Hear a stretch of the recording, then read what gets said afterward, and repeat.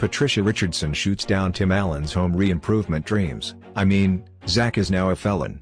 Richardson says neither she, nor Jonathan Taylor Thomas, had been consulted about the idea of bringing home improvement back.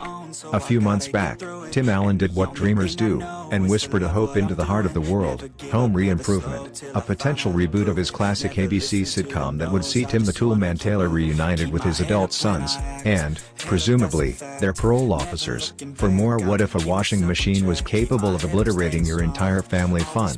Although Allen mentioned at the time that he still keeps in touch with the boys I.E., co-stars Zachery Ty Bryan, Jonathan Taylor Thomas, and Taran Noah Smith, and still works somewhat regularly with Richard Karn. One name he didn't list while spinning Fantasies was co-star Patricia Richardson, who played his wife Jill on the series.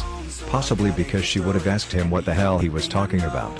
Certainly, that's the stance Richardson, who, we should note, has typically spoken pretty well of Allen in the past, describing how they both fought to keep quality on the series up even as it descended into utter silliness in its later seasons, took in a recent podcast interview when asked about Allen's reboot dreams.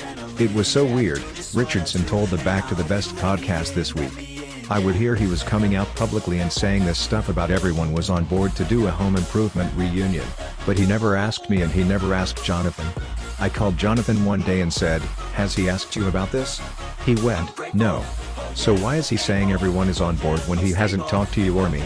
Richardson went on to enumerate the many reasons a home improvement reboot is pretty damn unlikely, even outside her own clearly stated lack of involvement, starting with the fact that Earl Wilson Hindman died in 2003.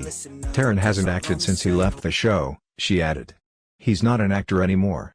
And Jonathan's not really interested in acting. He wants to direct and write.